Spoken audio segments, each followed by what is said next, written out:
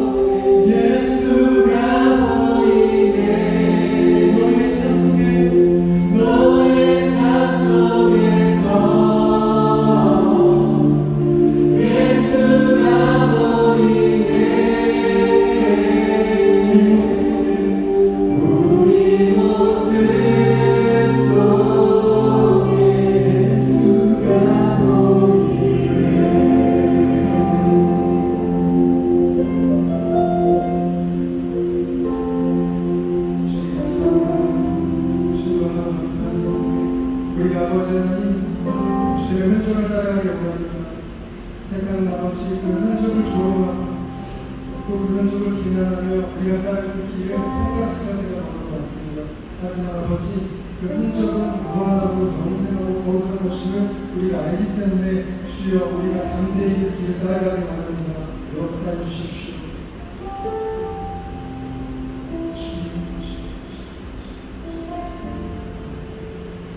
감사합니다. 주님, 말씀을 전하시는 변희영 목사님의 말씀과 선포에 주님 지혜와 능력 주셔서 우리가 은혜 받고 들어갈 수 있는 귀한 시간 되게 하시고 귀한 소리로 또 찬양을 올려드리는 할렐루야 찬양대의 찬양도 주님 기뻐 받아주시옵소서.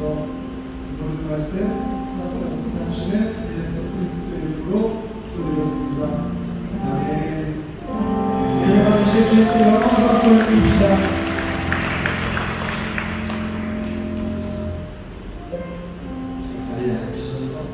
축복했으면 좋겠습니다. 주님이 당신과 함께 하십니다. 한 번 더 고백합시다. 예수 현존 당신의 몸입니다. 이렇게 고백하고 결단하며 우리 순간순간 노력하며 나아가는 우리 모두가 됐으면 좋겠습니다. 우리 이 시간에는 주일 오후 예배 처음 나오신 분들 축복하는 시간을 원합니다. 혹시 자리에 계시다면 여기에서 일어나주시면 저희가 진심으로 축복해드리려고 합니다. 혹시 자리에 계실까요?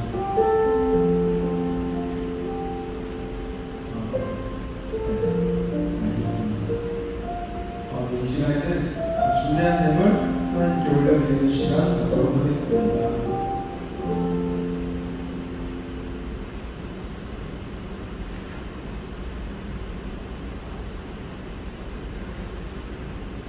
사랑의 주님을 아는 것만으로도 너무나 감사한데 이렇게 주의 손녀들과 성도를 이루어 함께 예배하게 하시니 감사합니다.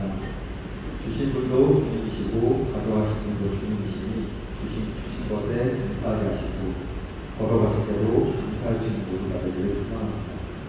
세상에는 점점 쟁취할 것들이 많아지고 있습니다.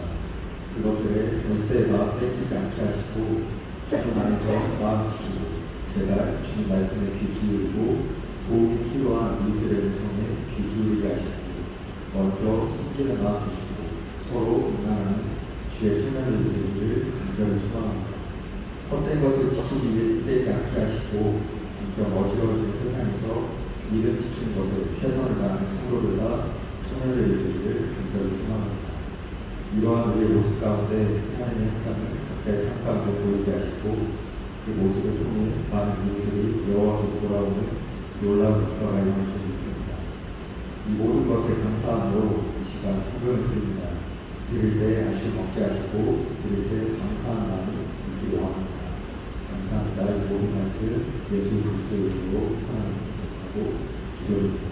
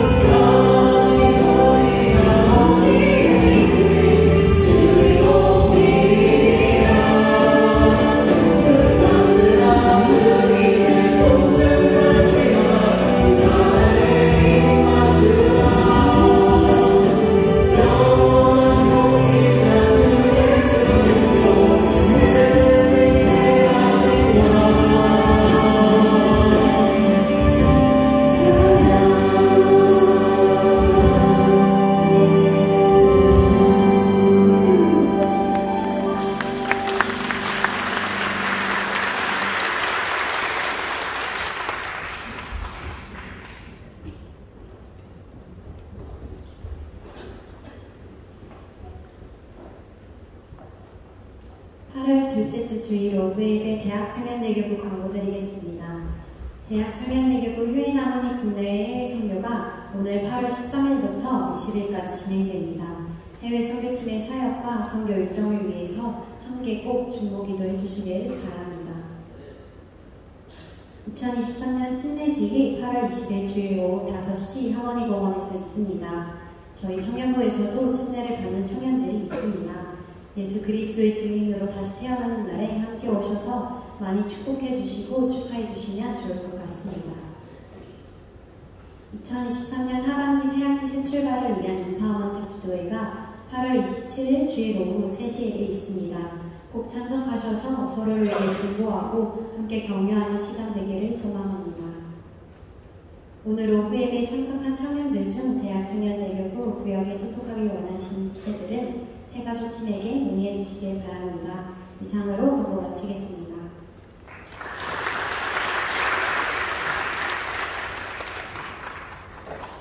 오늘 함께 읽으실 하나님의 말씀은 로마서 8장 12절에서 17절 말씀입니다. 그러므로 형제들아 우리가 미친 자로 돼 육신에게 져서 육신대로 살 것이 아니니라. 너희가 육신대로 살면 반드시 죽을 것이오되 영으로서 몸의 행실을 죽이면 살리니 무릇 하나님의 영으로 인도함을 받는 그들은 곧 하나님의 아들이라. 너희는 다시 무서워하는 종의 영을 받지 아니하였고 양자의 영을 받았으므로 아바 아버지라 부르짖느니라. 성령이 친히 우리 영으로 더불어 우리가 하나님의 자녀인 것을 증거하시나니 자녀이면 또한 후사 곧 하나님의 후사요 그리스도와 함께 한 후사니 우리가 그와 함께 영광을 받기 위하여 고난도 함께 받아야 될 것이니라. 아멘. 할렐루야. 오늘 좋은 날입니다. 우리 저희 역사하고 인사하실 때에 축복하면서 우리 좀 인사 나눴으면 좋겠습니다. 인사하실 때에 주의 이름으로 당신을 축복합니다 하고 인사하겠습니다. 예배할 때도 우리가 서먹함이 없어야 되니까 앞뒷 사람하고 다시 한번 주의 이름으로 축복합니다. 주의 이름으로 여러분들을 축복합니다. 오늘 갑자기 한 팀이 나와서 찬양을 했죠. 우리 차한나구역 비전 교구에 우리 차한나구역이 오래전부터 저한테 와갖고 목사님 소개도 되겠습니까? 그래서 뭐 하라고 언제든지 하라고 했더니 날짜를 이렇게 잡아서 오늘 귀한 찬양 해주셔서 너무 감사하고요. 귀한 은혜가 있으면 좀 있습니다. 한 가지 여러분들에게 광고하면서 기도를 부탁하고 싶은 것은요. 오늘 이제 해외 단기 선교가 시작이 되어집니다. 그래서 오늘 밤에 필리핀 팀이 이제 필리핀 다바오로 이제 떠나게 되어지고요. 그리고 내일 새벽이면 캄보디아 팀이 캄보디아로 가게 되어집니다. 위해서 여러분들 많이 기도해 주셔서 오는 날까지 건강하고 맡겨진 사역 잘 베풀고 또 앞으로 새에 헌신하고 돌아올 수 있도록 위해서 기도해 주시길 부탁드리겠습니다. 아셨죠? 네. 자, 오늘 공독해 주신 말씀을 근거로 해서 우리가 하나님의 자녀이면 이런 말씀의 증거를 가지고 함께 은혜를 나누겠습니다. 여러분 신앙생활하면서 제일 중요한 것이 무엇이라고 생각하십니까? 어떤 사람은 신앙생활에 중요한 것이 마음의 평화라고 생각하는 사람이 있는 것 같아요. 그래서 마음의 평화를 얻기 위해서 교회에 출석하시는 거죠. 불안하고 염려되어지는 그 일들 속에서 예배를 드리면 뭔가 마음이 평화가 임하는 것 같고 말씀을 들으면 내 얘기하는 것 같아서 찔림이 결단으로 연결되어져서 다시 힘을 얻고 용기를 얻어서 마음에 평화가 임하는 것. 그것이 신앙생활의 이유인 것으로 그렇게 나아가시는 분들이 있어요. 또 어떤 사람은 오로지 하나님 앞에 잘 보여서 자신의 소원과 소망이 이루어지기를 바라는 마음으로 신앙생활 하시는 분들도 있습니다. 하나님 앞에 기도하면 하나님은 들으시고 응답하시니 어떤 삶의 위기나 여러 가지 그 환경 속에서 바라고 또 소망하는 일들이 생기게 되어지면 그것을 누구보다도 빠르고 신속하게 성취시키기 위해서 신앙생활 하시는 분들이 분명 있습니다. 다 좋습니다. 이렇게 신앙생활 한다고 해서 뭐라고 하는 건 아니에요.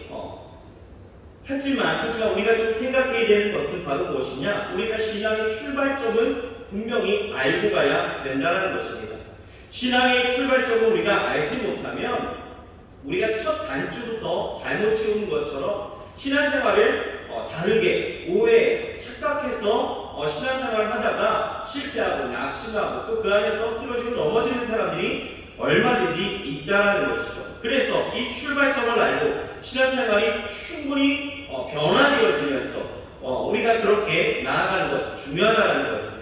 그러면 우리 신앙의 출발점 그리고 신앙생활 가운데서 가장 중요한 것은 무엇일까? 라고 생각한다면 여러분 그것은 하나님의 은혜를 아는 것과 그리고 그 은혜로 완성된 자기의 정체성을 이루어가는 것 이 두 가지가 중요하다는 거예요. 뭐라고요? 하나님의 은혜를 아는 것이 중요한 거고 그리고 그 은혜로 완성된 자기의 정체성을 이루어가는 것이 신앙생활이다라는 거예요. 여러분 우리가 은혜를 알게 되어지면요 신앙생활이 굉장히 달라집니다. 사람들이 그래요. 하나님의 그 극진한 사랑을 알고 나를 향한 그 은혜를 알게 되면 어떻게 돼요? 더 이상 타성의 전문 누가 시켜야 하는 신앙생활이 아니라 하나님을 향한 온전한 그 사랑과 그가 기뻐하시는 일들을 자원하게 되어지면서 신앙생활하게 되어지는 거죠. 그리고 봉사, 섬김, 헌신, 전도 누가 하게 되어집니까? 선교 누가 하는 거예요? 그 은혜를 알고 깨닫고 하나님이 기뻐하신 일에 동역하고자 하는 자원하는 신령이 할 수 있다는 거죠. 질이 달라지는 거예요. 또 이 은혜를 알게 되어지면 하나님에 대한 태도도 달라진다는 거죠. 그래서 눈에 보이는 변화가 일어나게 되어지는데 그것이 무엇이냐? 바로 순서가 바뀐다는 거예요. 신앙의 초보는요 먼저 어떻습니까? 먼저 바라는 것이 1번입니다. 그리고 헌신을 하든 순종을 하든 doing이 나중에 나타나는 거예요. 예를 들면 이런 거죠. 하나님이 내게 저것을 주시면 내가 뭐든지 해드릴게요. 마치 계약 조건을 걸어놓은 것처럼 하나님이 내 소원을 들어주시면 내가 순종하겠다는 것입니다. 그런데요, 은혜를 알게 되어지면, 은혜를 알면 이 순서가 바뀌는 겁니다. 어떻게 해요? 하나님이 제게 그 은혜를 주셨기에 내가 그것을 깨달아 내가 주 앞에 순종하겠습니다. 여기까지. 여기 끝이에요. 여기까지. 이렇게 하면 그때부터는 하나님이 하시는 일 어떻게 해요? 하나님은 하나님의 뜻과 방법과 시간과 생각을 통해서 그의 마음의 소망을 이루시는 겁니다.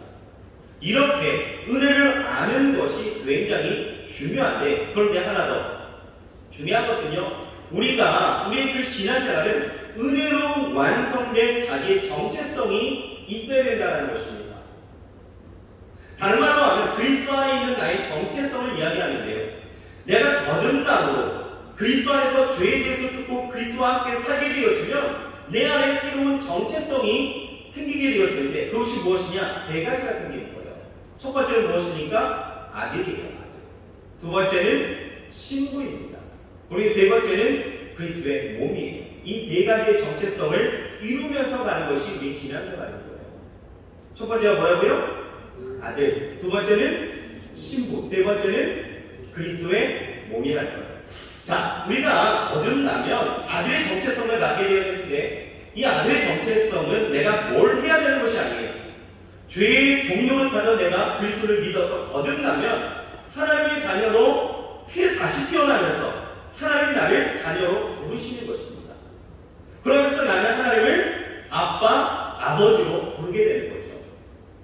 이것을 깨닫게 되어지면 내가 그것을 믿게 되어지면 우리는 하나님과 이제 친밀함을 누리는 신부의 정체성으로 나아갈 수가 있게 되어집니다.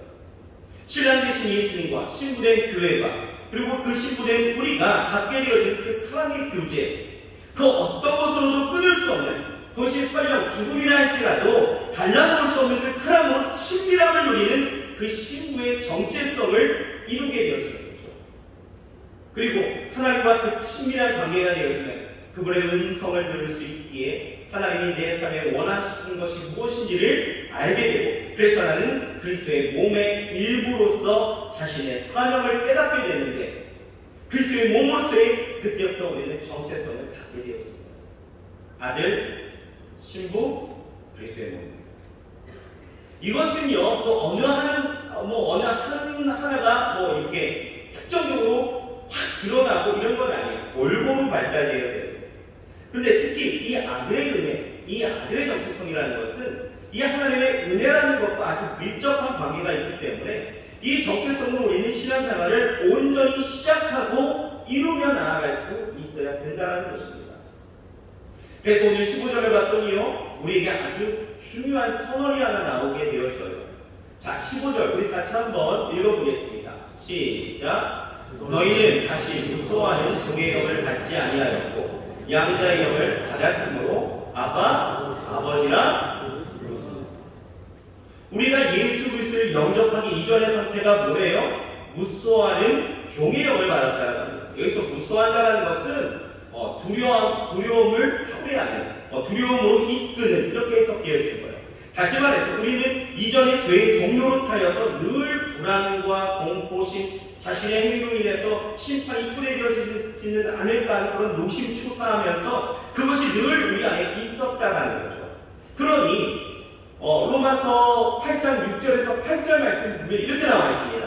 육신의 생각은 사망이요 영의 생각은 생명과 평안이라. 육신의 생각은 하나님과 원수가 되나니 이는 하나님의 법에 굴복지 아니할 뿐 아니라 할 수도 없습니다. 육신에 있는 자들은 하나님을 기쁘시게 할 수 없느니라 라고 말합니다. 그렇게 육신의 일을 쫓아서 사망으로 향하여 나아가는 인생, 종의 영을 받은 인생, 하나님과 원수된 인생, 어때요? 두려운 거예요. 늘 불안하고 인생의 공부함을 갖고 사는 거죠. 그렇게 하나님의 법에 순종하지 않고 그냥 제 마음대로 인생을 살게 되어지는 그런 모습들, 이런 인생은요 하나님을 기쁘시게 할 수 없다라고 이야기합니다. 여러분, 요즘 세상을 한번 보십시오. 이전에도 그랬지만 지금은 더 여실히 드러나는 것이죠. 우리나라는요 일에 없는 일들이 지금 막 일어나고 있다는 거예요. 뉴스를 펴보면 요즘에 심심치 않게 아주 자주 마약 사건이라든지 흉기 난동 사건이 심심치 않게 일어나고 있다는 거예요. 우리나라는 초기 규제가 있기 때문에 그런지 우리나라는 어떤 칼 같은 어떤 그런 흉기를 갖고 휘둘러서 사람들이 이유 없이 다치게 하거나 죽게 하는 일들이 너무 쉽게 일어나고 있다는 거죠. 마약한 사람들이 정신이 몽롱한 상태에서 운전하여서 사망 사건이 일어나고 폭력 사건이 막 일어나는 거죠. 참 안타까운 것은 지난 3일에 서현역에서 22살 최원정 씨가 14명의 사람들에게 흉기를 휘둘러서 한 명이 사망하고 13명이 중경상에 이르는 그런 사건이 있었습니다.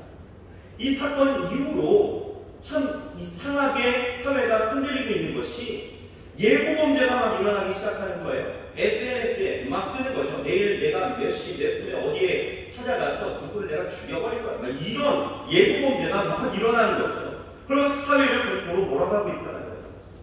그런데 이 같은 모방범죄를 미리 검거해 보면 이런 SNS 같은 경우는 요즘 사이버 수사대나 이런 사람들이 굉장히 애쓰는 것 같아요. 미리 예방해서 미리 검거하죠. 근데 검거해 보면 장난으로 SNS를 한 경우들도 있겠지만 실제적으로 어떤 조현병이라든지 대인기피증, 심한 우울증, 또 마약에 중독되어서 앓고 있는 사람들이 굉장히 많이 있다는 것입니다. 여러분, 왜 이런 범죄가 심심치 않게 일어나고 있을까요? 왜요? 사회가 그런 사람들을 방치해서 그렇습니까? 아니에요. 정말 근본적으로 생각해 보면 왜요? 하나님과 원수되었기 때문입니다. 종의 영을 받았기 때문에. 그런데 하나님이 이런 세상 위에서 어떻게 하셨습니까? 예수 그리스도를 죄의 멍에로 사망에 두려워하고 무서워하면서 살던 우리에게 보내주심으로 주가 죽으시고 다시 살으실 때에 예수를 죽은 자 가운데서 살리신 이의 영, 즉 성령이 우리에게 주심으로 이제 우리가 양자의 영을 받아서 어떻게 해요? 하나님의 자녀로서 하나님을 아빠, 아버지로 부를 수 있게 되었다라고 오늘 말하고 있는 거예요. 여러분, 이것을 무엇이라 이야기합니까? 은혜다라고 이야기합니다. 죄의 종으로, 죄의 영을 가지고 영원히 죄로 인해서 고통받고 살 수밖에 없었던 우리의 인생 가운데 성령을 부어주셔서 양자의 영을 주셔서 우리를 자녀 삼아주시고 우리가 하나님을 아빠, 아버지로 부를 수 있게 된 이 신분의 변화, 이 정체성은요 굉장히 대단한 사건이다라는 거예요.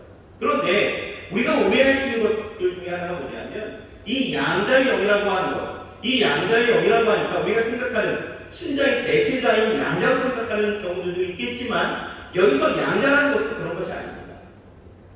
유대 사회 가운데서는요 그런 게 있어요. 어린 자녀가 성장하면 이런 성인식 같은 어떤 비슷한 것을 하게 되어집니다. 그때에 장선한 자신의 아들을 정식 아들로 입양한다라는 표현을 쓰게 되어진 거예요. 입양한다. 그래서 그 아들을 입양한다. 그래서 이것이 양자, 어떤 그런 의미로 되새겨질 때 우리가 예수님을 봐도 알 수 있는 것이 예수님께서 요단강에서 침례를 받으시고 하늘로부터 어떤 소리가 들렸습니까? 침례를 받으셨을 때에 나타났던 소리가 이는 내 사랑하는 아들이요 기뻐하는 자라 라고 하는 그 선포가 있었던 것. 이런 개념하고 똑같은 거예요. 그런데 굉장히 성경적인 것이요. 우리는 원래 하나님의 형상으로 태어난 하나님의 것이었다는 거예요. 그런데 뭐예요? 죄로 인해서 잠시 세상의 신과 마귀로부터 그 종의, 그 마귀의 그 자식같이 살았지만 그렇다고 해서 우리가 마귀로부터 창조을 받은 사람들은 아니잖아요. 그렇죠? 그러니까 양자의 영으로 받았다는 것은 뭐예요?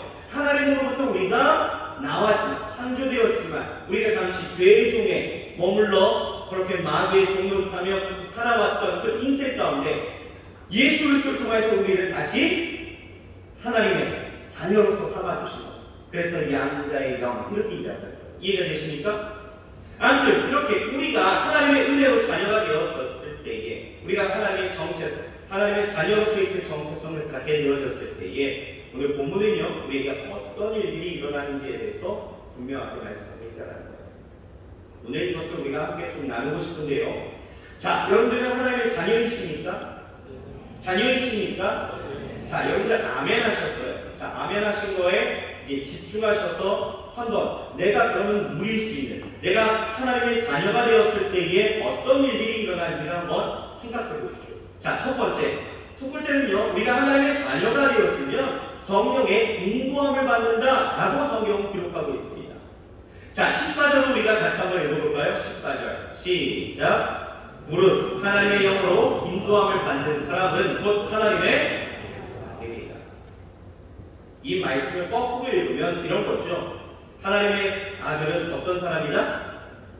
하나님의 영으로, 그러니까 성령으로 인도함을 받는 사람이 하나님의 아들입니다. 그렇습니다. 여러분, 우리가 하나님의 아들, 자녀가 되면 우리는 먼저 성령의 인도함을 받는다는 거예요.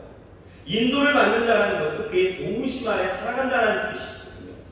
여러분, 하나님의 인도하신다는 것은 그가 먼저 가시고 나중에 내가 그 길을 따라가는 것이 아니라 하나님의 인도함을 받는다는 것은 하나님이 나와 함께 하심으로 나를 이끌고 나아가신다는 거예요. 그래서 그 하나님의 인도하시면은요 항상 선하심이 있습니다. 하나님의 인도하시면은요 하나님의 그 세밀한 계획을 우리가 살펴볼 수 있는 거예요. 그 인도하심 안에 우리가 따라가게 되어지면 우리의 인생 정말 가장 안전한 길로, 가장 복된 길로 하나님의 일을 이루어서 그 영광 가운데 거하게 하신다는 것이에요. 여러분 보세요. 출애굽하여서 하나님이 구원하신 이스라엘 백성들을 인도하여 내신 그 모습을 우리가 한번 생각해 봅시다. 하나님은요 그들을 블레셋 사람 그 가까운 길로 인도하지 않으셨어요. 그 길로 가게 되어지면 약속의 땅, 이 가나안은요 약 일주일 안에 도달할 수 있는, 충분히 들어갈 수 있다라는 것이죠. 하지만 하나님은요 그 길을 과감하게 포기해버리신 거예요. 왜요? 왜 그렇습니까? 출애굽기 13장 17절은 이렇게 말씀하고 있는 거예요. 같이 한번 읽어봅시다. 시작.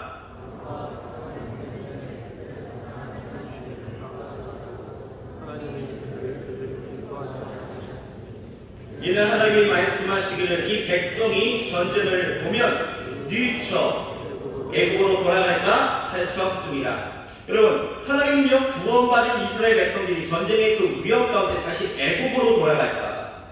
그러면 하나님의 그 구원 프로젝트가 이깟 그 전쟁 하나만으로, 전쟁으로 인해서 멈춰질 수 있으니 그러면 안 되기에 그 위협을 피하게 하셨다라는 거예요. 그렇게 인도하셨다라는 거예요.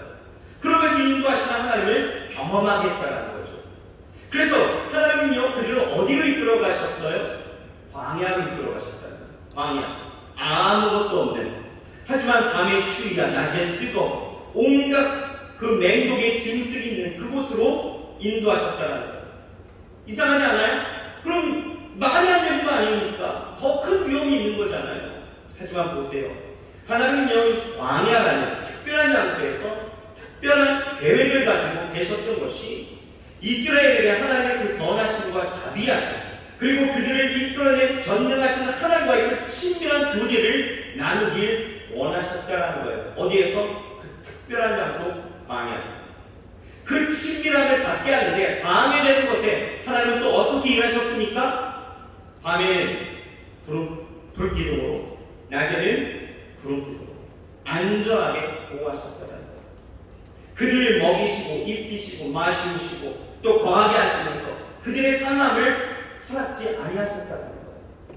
여러분 신명기 29장 5절에는 대단히 아주 충격적인 말씀이 적혀 있어요. 같이 한번 읽어봅시다. 시작. 주께서 너희를 인도하여 광야를 통행케 하셨거니와 너희 몸에 옷이 낡지 아니하여 너희의 발에 신이 펴지지 아니하여 40년 그 어떤 것도 헤어지거나 낡음이 없었다는 거예요. 보호하셨다는 거죠. 여러분 놀랍지 않습니까? 하나님은 이렇게 인도하신다는 거예요. 누구에게? 자녀들에게. 여러분 그렇게 인도함을 받고 계십니까? 좌우 역사님이 인사해보세요. 하나님의 인도하심이 있으십니까? 라고 한번 인사해보세요. 여러분 다윗은요 시편 23편에 이렇게 고백하고 있습니다. 3절에서 4절에 그가 나를 푸른 풀밭에 누이시며 쉴만한 물가로 인도하시는도다. 내 영혼을 소생시키시고 자기 이름을 위하여 의의 길로 인도하시는도다. 보세요. 하나님의 인도하심은요 분명히 선하심이 들어가 있는 거예요. 믿으십니까? 하나님의 인도하심에는요 하나님의 세심한 아주 정확한 계획이 들어가 있는 것입니다. 믿으십니까? 그 인도하심 안에 따라가게 되었으면 우리의 인생을 가장 안전한 길로, 가장 복된 길로 하나님의 의를 이루어 그 생명 가운데, 그 영광 가운데 거하게 하신다는 거예요. 제가 한 번은요, 그 건설회사 경영하시는 그 집사님께서 사업장 예배를 부탁해 주셔서 서울 강남에 있는 그 회사로 갔습니다. 차를 가지고 갈까, 전차를 탈까 하다가 제가 전철을 타도 요즘 멀미를 하더라고요. 이상하게. 그래서 안 되겠다. 차를 타고 가야겠다 해서 차를 타고 가게 되었는데 아침 시간이다 보니까 아주 차가 많이 밀리죠. 시간이 아주 빨리 나왔는데도 간당간당한 거예요. 그러니까 그때부터 불안해지기 시작하는 거죠. 불안한 마음에 어떻게 해야 될까 막 이렇게 생각하는데 또 이 집사님이요 어디에 주차해야 되는지 또 몇 층으로 가야 되는지 어떤 사무실로 들어가야 되는지 아무 말씀해 주시지 않고 그냥 오시면 된다고 해서 그냥 가는데 약속 시간에 제가 5분을 늦어버린 거예요. 그 마음이 어떻겠습니까? 기다리는 사람들 기다리는 사람이지만 저는요 속이 타기 시작한 거예요. 너무 불안하고 이게 어떻게 될지 모르겠는 거죠. 그래서 불안한 마음으로 회사 입구로 이렇게 차를 갖고 들어갔는데 제가 불안한 마음이 바로 사라졌던 것은요.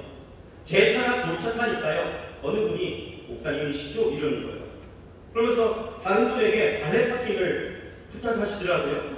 그래서 제가 그냥 내렸습니다. 그래서 그분이 인도해 주시는 대로 그냥 따라가니까요. 예배 장소가 나오는 거예요.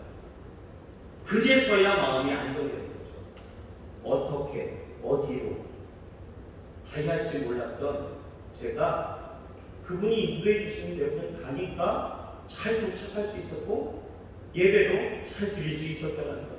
편안한 마음으로 예배를 인도할 수 있었습니다. 여러분, 인생을 지혜롭게 사는 비결은요, 다른 건 아닙니다. 인생에 대해서 훤히 아시는 분의 인도와 도움을 받으면 된다는 거예요. 여러분, 인생 걱정과 근심이 굉장히 많으시죠? 불안하시죠? 여러분들의 삶 가운데에서 여러분들의 삶을 아시는 그분의 인도를 그리고 그분의 도움을 받으면 되는 거예요. 그런데 안타까운 것은요, 사람 중에는요, 인생을 훤히 하는 사람이 아무도 없습니다. 요즘 유튜브를 보거나 서점을 가서 보게 되었지만 인생의 문제나 인생의 어떤 길라잡이에 대해서 이렇게 하라 저렇게 하라 비법들이 즐비하지만 누구도 먼저 살아보았고 또 지금 그렇게 경험하면서 살아갔던 사람이 없기에 또 그 자신의 경험 또 이론 상식 이것은 진리가 아니기 때문에 인생은요 늘 불안할 수밖에 없다는 거예요. 그래서요 하나님은 어떻게 하셨어요? 우리를 인도하신대요. 그러면서 우리에게 주신 것이 무엇입니까? 우리에게 주신 선물이 있어요. 무엇입니까? 바로 첫째는 인생의 매뉴얼과 같은 성경을 주셨다는 거예요. 여러분, 어떤 문제가 생겼어요? 그 답을 어디서 찾아야 될까요? 성경에서 찾으시면 됩니다. 분명히 나옵니다. 여러분들의 인생이 가지각색이라 그 어떤 것에 여러분 이런 문제도 나올까? 아니요, 다 나옵니다. 다 나와요. 궁금하시니까 읽어보십시오.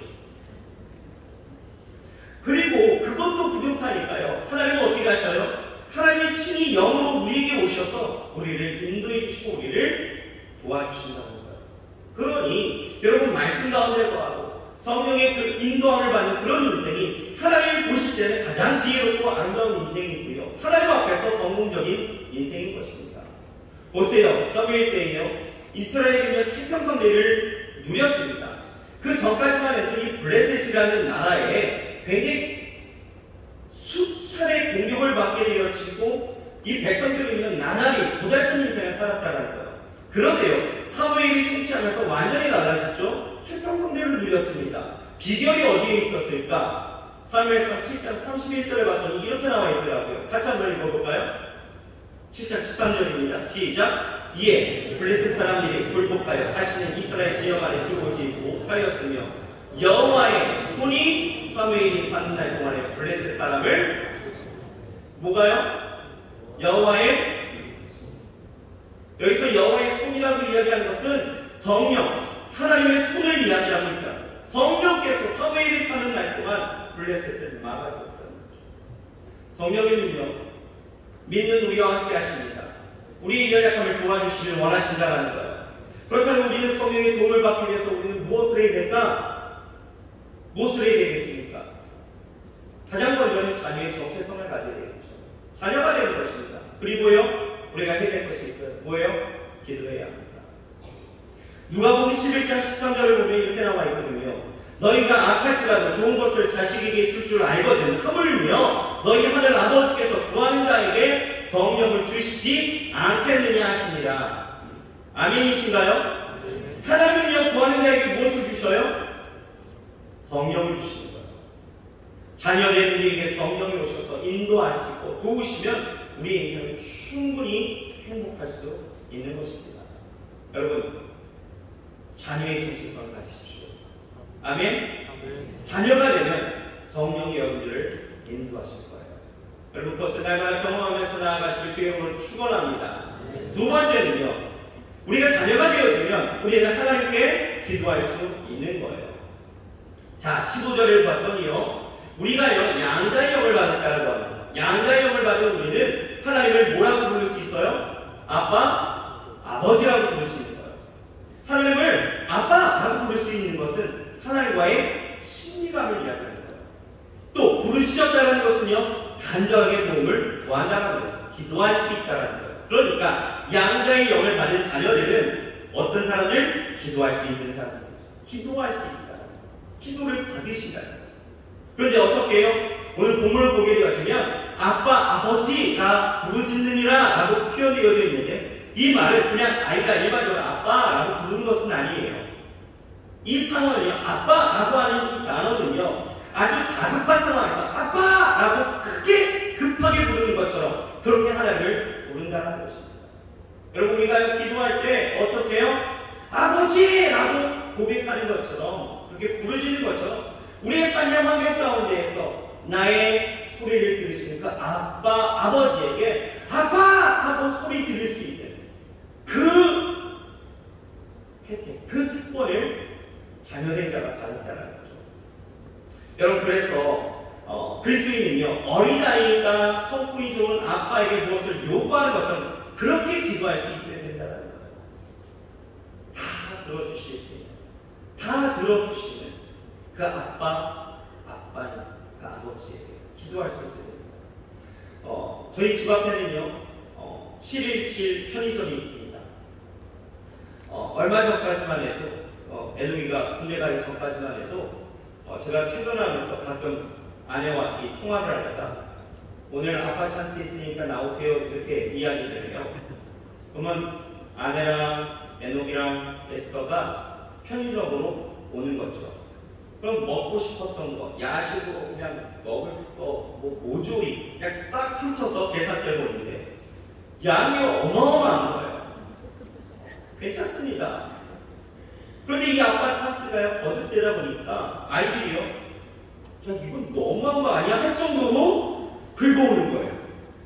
그래서 한 번은 에스바한테, 스토야, 이거 지금 다 먹을 거야 하니까 아니래요. 자기는 살 빼야 돼서 지금 안 먹을 거예요. 그래서 지금 먹을 것도 아닌데 왜 이렇게 많이 사? 이 뭐랄까 하십니까? 아빠잖아. 이게 끝이에요. 아빠니까는 사줄 수 있는 거 아닙니까? 라고 이야기하는 거죠. 여러분, 우리가 기도할 때에는요, 다른 기도를 해야 되는 게 맞아요. 하지만 우리는 너무 형식과 체면에 치우쳐서 기도하는데 생각이 많아지고 기도를 해보지도 않고 하나님이 들어주실지 안 들어주실지 계산하는 부분이 분명히 있다는 거예요. 그런데 여러분, 기도는요, 어쩌면 단순성을 가질 필요성도 있다는 거죠. 아빠니까, 내 아빠니까 난 구할 수 있는 거예요.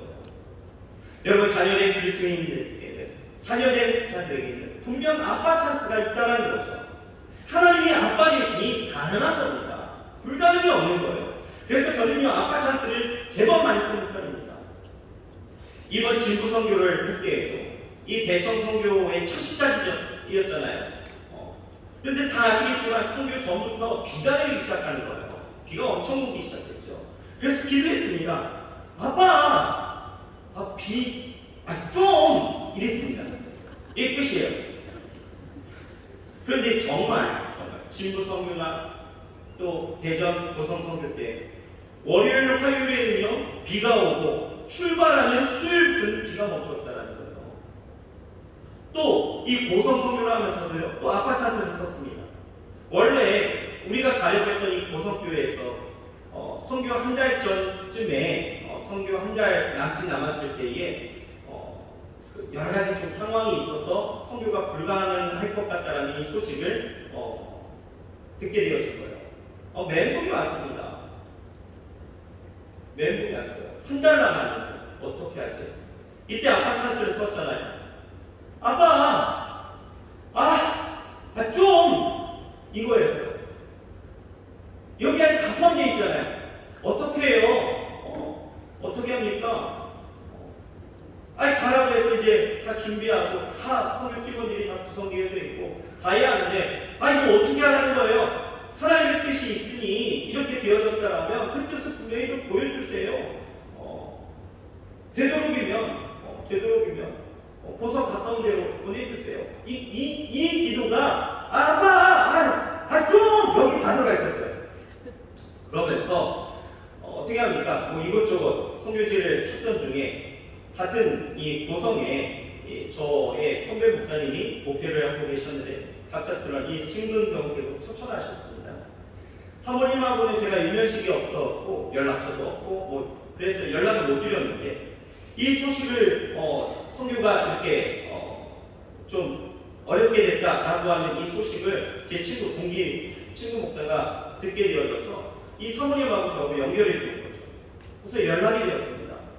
그런데 사모님하고 이제 통화를 하면서 그 소식을 들어보니 이 목사님 그 소천하신 그 이후로 사역이 멈추어져서 여름 사역이 결정된 것이 아무것도 없었다는 거예요.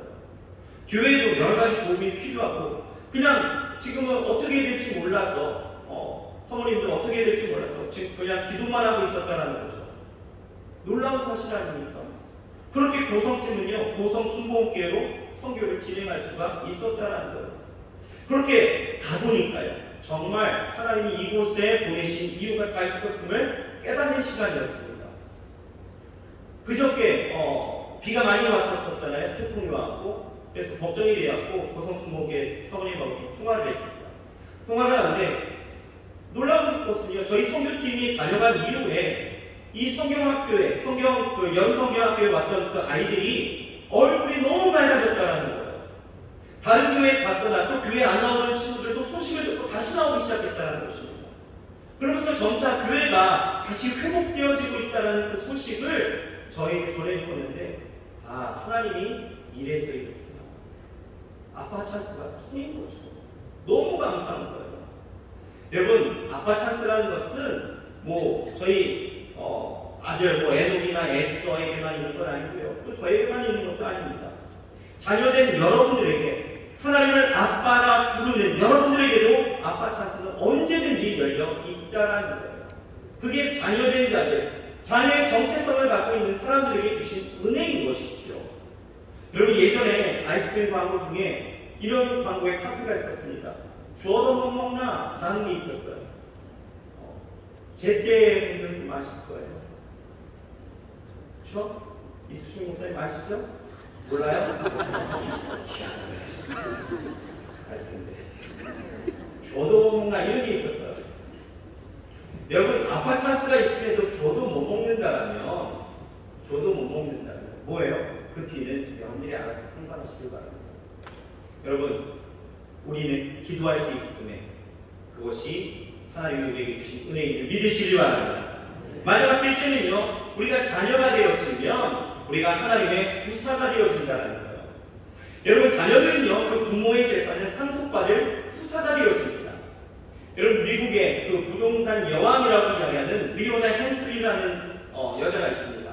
이 사람이 유명한 것은 물론 뭐 부동산 여왕이기 때문이기도 하지만 이 사람이 죽을 때에 애견에게 반려견에게 1200만 달러의 유산을 물려줬다는 빅뉴스가 있었어요. 1200만 달러면 현재 시세로 하면 얼마 정도 됩니까? 여러분 달러 사용 안 하니까 모르시죠? 그렇죠? 한 뭐 140억, 150억 정도 되는 거예요.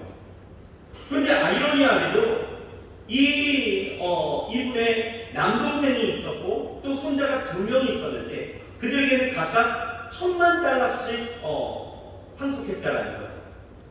그러니까 보세요. 개가 사람보다 훨씬 더 많은 유산을 받는 거예요. 그렇지 않습니까? 여러분 이 뉴스를 들어보니까 여러분 어떠십니까? 부러우신가요? 개가 부럽습니까? 사람이 부럽습니까? 개도 유산을 받는데 우리 부모님은 나에게 무엇을 남겨주실까? 뭐 이런 거 생각하십니까? 여러분 부러워하지 마시길 바랍니다. 혹시 부모님이 여러분들에게 물려줄 것이 없고 빚만 물려준다고 해도 여러분 너무 마음에 어려움 갖지 마세요. 왜 그런지 아십니까? 우리가 하나님의 자녀로서 받을 이 상속의 것들은요, 이 세상의 것과 절대 비교할 수 없는 것이다 라는 것입니다. 제가요 설교를 준비하면서 제가 평소에도 뭐 부모님의 유산에 대해서 전혀 생각해 본 일이 없었거든요. 근데 설교를 준비하면서 한번 계산해 봤습니다.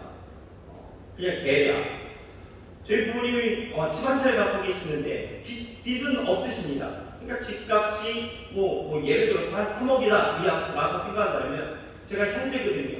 그러니까 요즘은 반반씩 주더라고요. 법률상 봤더니 반반하면 제 몫이 1.5가 없는 거예요. 와 크다. 저희가 굉장히 큰 돈이 있죠. 뭐 평소에도 제가 돈 걱정 때문에 돈 때문에 걱정하거나 뭐 계산하는 편은 아니어서 잘 모르겠지만 아무튼 억이라고 한다면 큰 돈이 있지만 여기 이게 크다면 큰 돈이겠지만 어떻게 생각하면 또 1억이라는 거, 이 억이라는 것이 그렇게 큰 돈은 또 아니더라고요. 왜냐하면 제가 찾아봤습니다. 미국 경제전문지인 포브스가 2023년도에 세계 갑부 순위를 매겼는데요. 1위가요. 여러분 혹시 들어보셨습니까? 디올, 루이비통, 똥 아시죠? 똥 중에 가장 비싼 똥.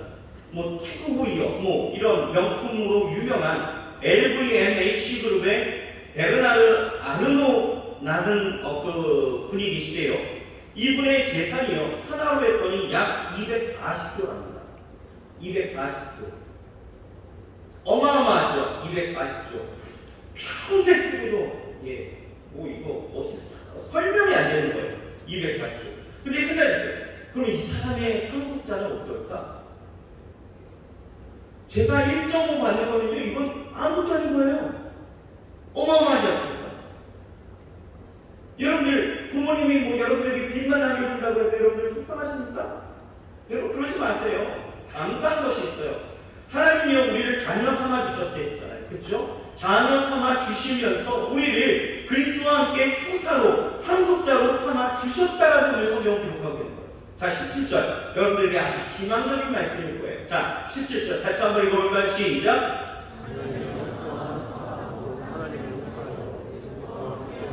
자, 여기까지. 하나님의 자녀인 우리는 하나님의 후사, 상속자이니 잘 생각해 보세요. 우리는 엄청난 신분의 사람들이다. 여러분 어깨 뽕 하셔도 됩니다. 이런 것들. 왜요? 우리 무엇을 상속받았기에 그런 거예요. 어떤 것을? 여러분 국민일보를 봤더니 이 신성종 목사님이란 교수님이신데요. 이분이 그리스도인이 하나님의 자녀로서 하나님께 받은 상속 7가지를 이렇게 나열하셨더라고요. 그래서 봤더니 우리가 상속받는 것이 그런 거예요. 첫 번째는 구원의 상속이라는 거예요. 구원의 상속. 우리 영혼이 상속돼요. 구원받았다. 두 번째는 천국의 상속입니다. 천국이 이 땅에 또 어느 것과도 비교할 수 없고 인간이 가질 수 없는, 인간이 가질 수 있는 최고의 복이라고 이야기하는 거죠. 천국의 상속입니다. 세 번째는 복의 근원이 되는 상속이 있다는 거예요. 하나님의 자녀는 아브라함처럼 복의 근원이 된다는 거예요. 그래서 복을 나누는 사람이 된다는 거예요. 또 네 번째는 영광의 상속입니다. 인간은 누구나 영광받기를 원하잖아요. 근데 하나님의 자녀는 하나님의 영광이 임하여서 영광스러운 존재가 된다는 거죠. 영원한 영광입니다. 또 다섯 번째는 의의 상속이라는 거예요. 주님의 의가 내 의가 된다는 거죠. 사실 사람이 원죄와 자범죄 때문에 하나님 앞에 떳떳하게 살 수 없는 그런 불의한 존재였지만 예수 그리스도의 그 의로 인하여서 우리가 구원받았잖아요. 그렇죠? 그래서 그 의를 믿는 자에게 전가가 되어지기 때문에 그 예수 그리스도의 이름으로 하나님 앞에 내가 담대히 나아갈 수 있는 그 하나님의 의가 우리 가운데 있다는 거예요. 또 여섯째는 은혜의 상속이죠. 하나님의 은혜는 그를 믿는 자에게 모두에게 주시는 하나님의 축복이죠.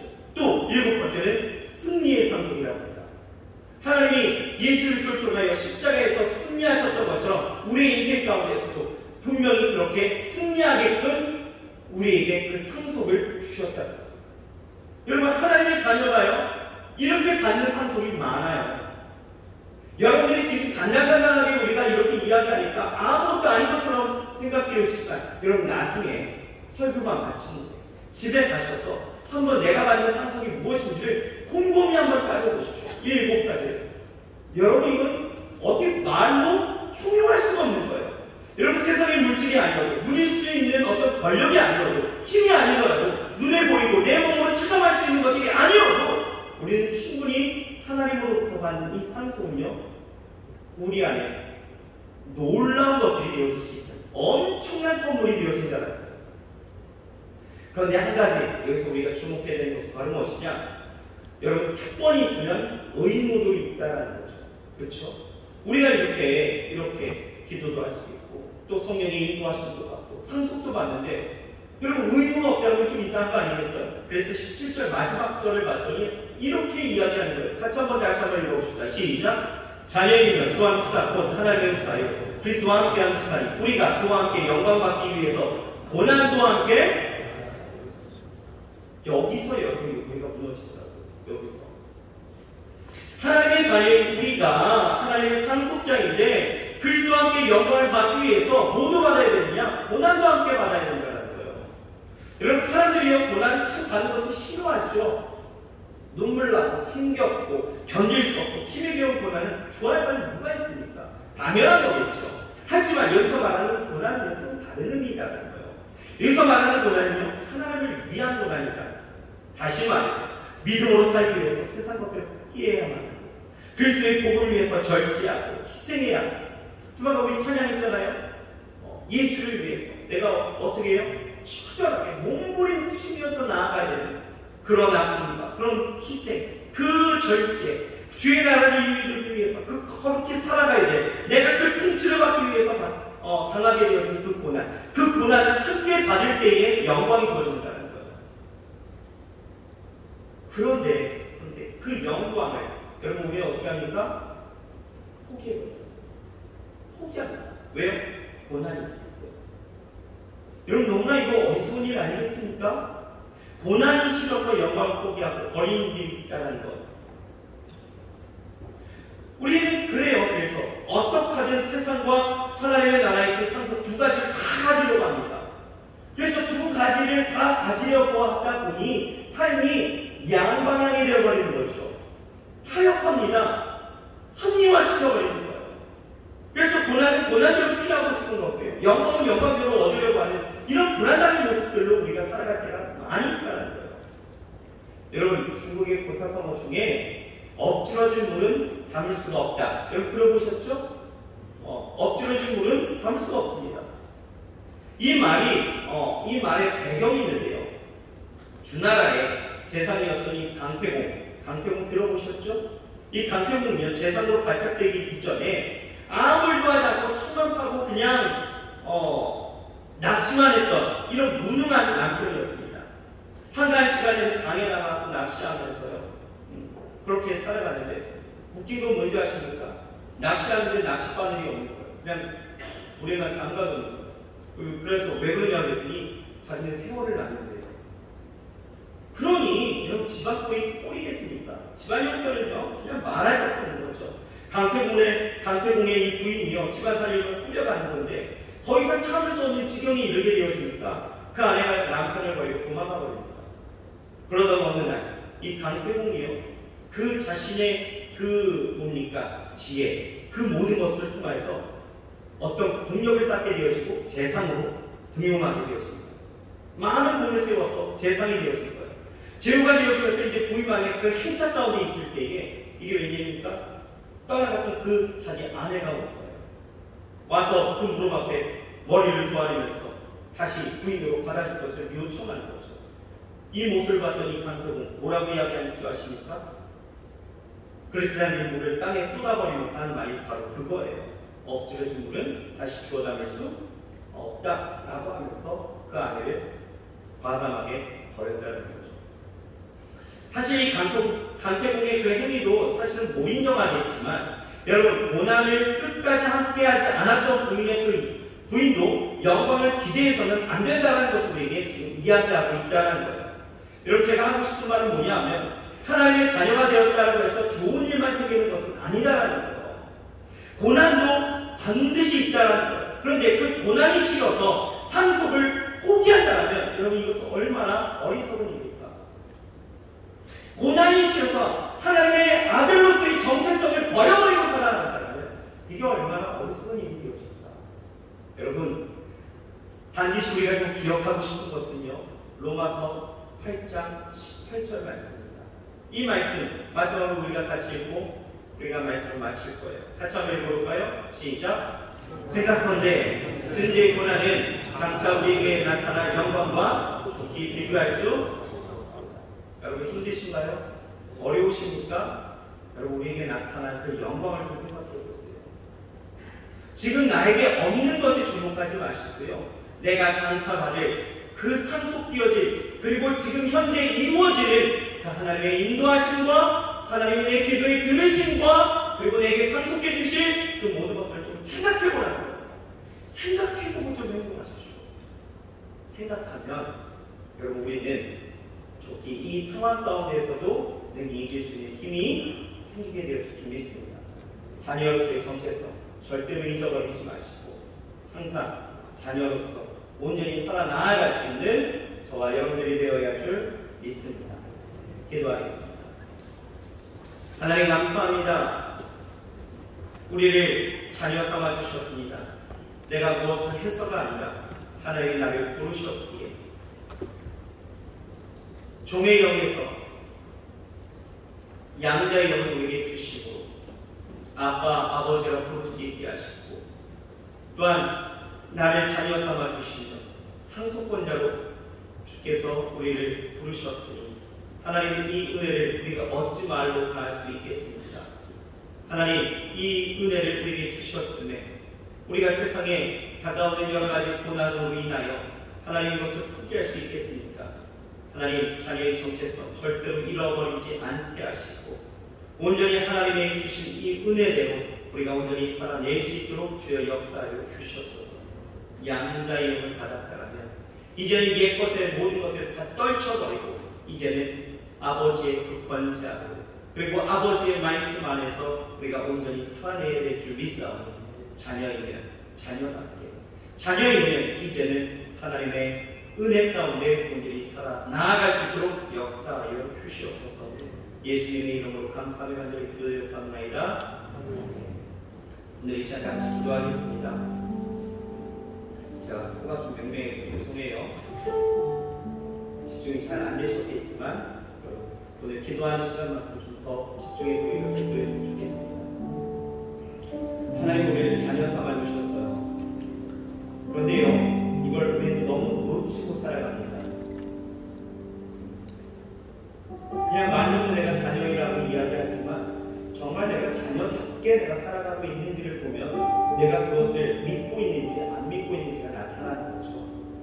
그런데 우리의 삶을 보면은 자녀로서의 그 권리, 특권, 이것을 다 포기해버립니다. 왜냐하면 삶으로 다가오는 유혹들도 있고요. 삶으로 다가오는 고난들이 있기에 내가 불편한 거예요. 불편하기 싫은 거죠. 내가 자녀로서 살아가야 돼.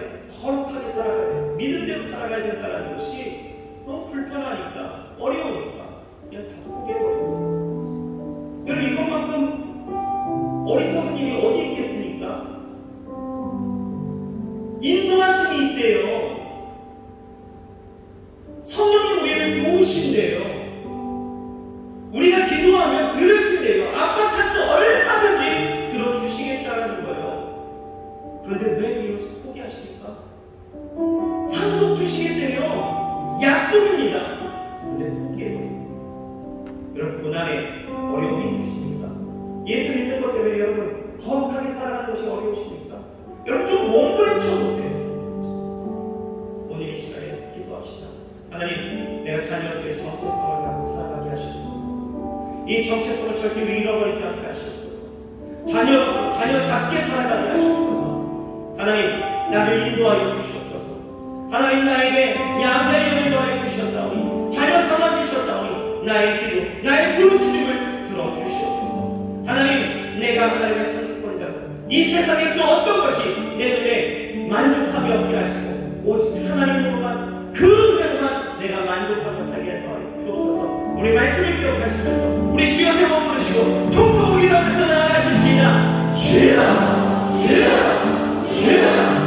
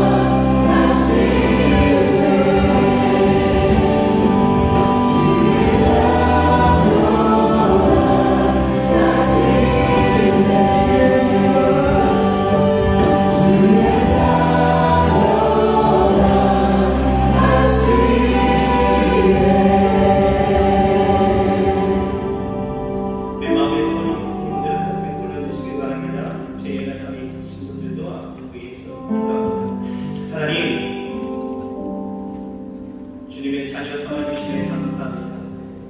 그 은혜가 깨달아지게 하시옵소서. 이것이 깨달아질 때에 우리의 신앙이 온전히 온당하게 출발할 수 있고 우리의 새로운 정체성을 알게 되어지고 그것을 이루어갈 때에 우리의 온전한 신앙생활이 되어집니다.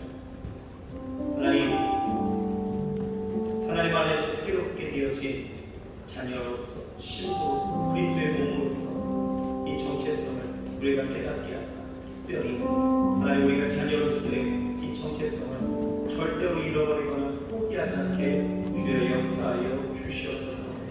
그리스도 예수의 그 십자가 보혈의 능력이 그가 우리 가운데 오셔서 양자의 영으로 우리 가운데 임하시고 우리를 아버지가 부르게 하셨사오니 자녀 삼아 주셨사오니 그 놀라우신 은혜 그 놀라운 그 신분의 변화가 우리 가운데 있게 하여 주시옵시고 그렇게 자녀답게 살아갈 수 있도록 주여 축복하여 주시옵소서. 자녀일 때에 하나님 우리를 인도하신다고 말씀하고 있습니다. 가장 세밀하게 가장 온전하고 가장 선하신 것으로 하나님의 뜻 하나님의 그 계획을 보이시며 우리를 영광 가운데로 인도하신다고 말씀하고 있사오니 하나님 불안하고 염려하고 걱정하고 근심하는 우리의 심령 아버지 하나님의 그들이 하나님의 인도하심을 받아 온전히 나아갈 수 있도록 역사하여 주시옵소서. 하나님 우리 기도할 수 있습니다. 아빠 아버지가 부르짖는 우리 모두가 되게 하여 주시옵소서.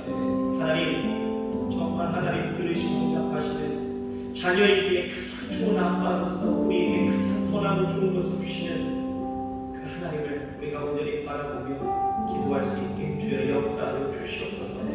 하나님 우리에게 후사로서 상속자로서 우리를 삼아 주셨습니다.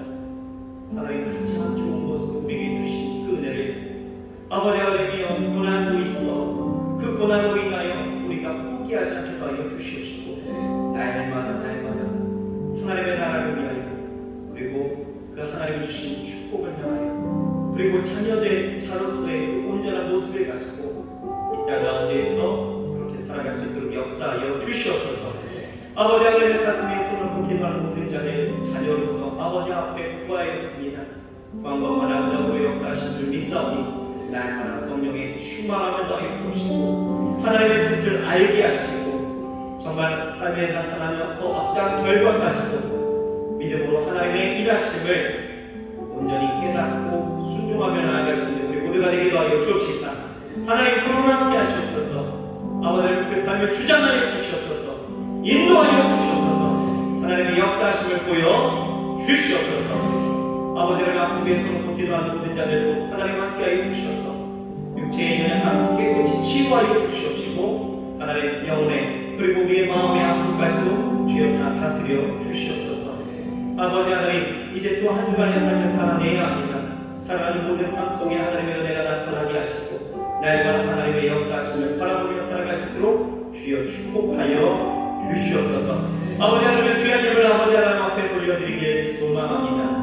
아버지 하나님의 귀한 마음 정성된 마음을 갖고 하나님 앞에 드렸사오니 주여 이 예물 쓰는 곳곳마다 그리스도의 영광으로 나타나게 하시고 이 예물 정말 드린 손길들을 주께서 기억하여 주셔서 저들의 삶 속에 부족하거나 연약함이 드러나지 않게 하시고 부끄럽지 않게 하시고 날마다 일한 것에 그 수고의 열매들이 가득하여 하나님 앞에 영광 드리고 많은 이웃들과 함께 나누며 아버지 하나님의 연약한 자들에게 아버지를 도와주고 나누어줄 수 있는 거룩한 삶을 살아낼 수 있도록 주여 축복하여 주시옵소서. 아버지 하나님 함께 하심을 믿고 의지하오며 예수의 이름으로 축복하고 감사하며 간절히 기도드렸사옵나이다. 아멘. 지금은 우리 구주 예수 그리스도의 은혜와 아버지 하나님의 영원하신 사랑과 보혜사 성령님이 내주하시고 교통하시고 충만케 하시는 역사가 오늘 자녀의 정체성을 가지고 하나님 앞에 온전히 나아 그 인도하신 말에 그리고 하나님 앞에 기도함으로 하나님의 상속권자 되어 이제는 그 어떠한 고난으로도 포기하지 않고 자녀의 정체성을 함께 누리며 이루며 나아가길 원하고 소망하며 일어선 모든 성도님들과 우리 청년들 머리머리마다 저들의 개인 직장 사업, 그리고 자녀들, 그리고 모든 삶 가운데, 그리고 나라와 민족 가운데 교회에 지금부터 영원토록 함께 하실지어다. 아멘.